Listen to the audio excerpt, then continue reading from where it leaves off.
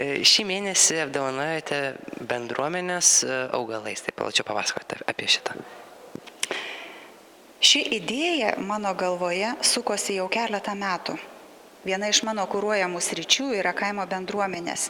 Ir mąsčiau, kągi galėčiau gražaus padovanoti bendruomenėms. Ir gimė ta mintis, kad reikėtų bendruomenės aplankyti ir nuvežti augalėlius.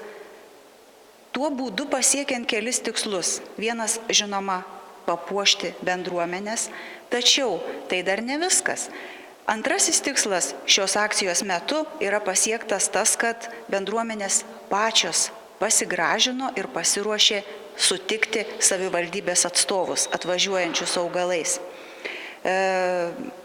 Dar vienas tikslas, kurį pavyko pasiekti, tai yra tai, jog šios akcijos metu sužinojau daugiau bendruomenių problemų, kurias galbūt savivaldybė galėtų pagelbėti netolimoje ateityje išspręsti.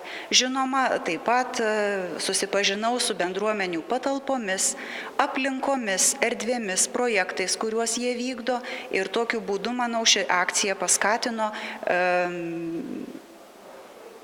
kelis tikslus įžvelgti ir įgyvendinti tos pačios akcijos metu.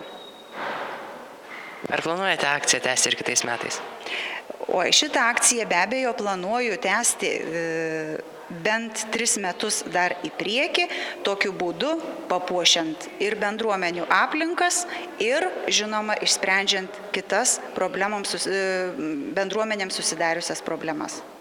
Kaip patys bendruomenių nariai reagavo į šitokią jūsų akciją? Iš tiesų tai labai džiugu, todėl kad visose bendruomenėse, o jų yra 61, buvome sutikti šypsenomis ir gerais norais. Tai reiškia, kad akcija pasiekė savo tikslą.